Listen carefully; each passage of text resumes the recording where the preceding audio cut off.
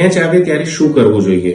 જો આપણા ફેમિલી મેમ્બરને અથવા તો સ્વજનને અથવા તો કોઈ બી વ્યક્તિને આપણી સામે ખેંચ આવે તો આપણે કઈ તકેદારી રાખવી જોઈએ? જો દર્દીને ખેંચ આવતી હોય તેને કયા પ્રકારનો ખોરાક ખાવો જોઈએ અને એને પોતે શું ધ્યાન રાખવું જોઈએ? નમસ્કાર, હું છું doctor Nishit Trivedi, consultant neurosurgeon. જ્યારે બી વ્યક્તિને ખેંચ દાળ અથવા તો આંચકી આવે ત્યારે એ વ્યક્તિને ડાબા પડખે સુવડાવી દેવો જોઈએ.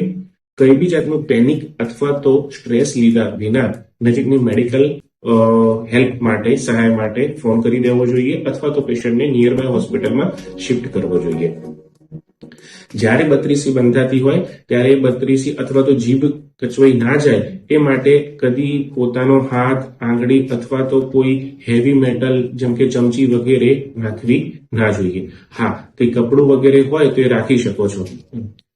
જે દર્દીને ખેંચ આવતી હોય એને અમુક પ્રકારની એક્ટિવિટી ના કરવી જોઈએ કે જેમાં ઇન્ટેન્સ ફિઝિકલ વર્ક આવતું હોય અથવા તો બેલેન્સિંગ વાળી કોઈ બી એક્ટિવિટી જેમ કે ટુ વ્હીલર ચલાવવી અથવા તો પછી ડ્રાઇવિંગ, કોઈ બી જાતનું ડ્રાઇવિંગ કરવું.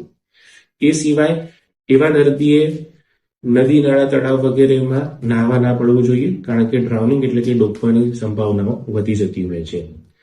આગથી દૂર રહેવું જોઈએ. રસોડામાં ગેસ અથવા ચૂલા જોડે એકલા કામ કરવું ના જોઈએ.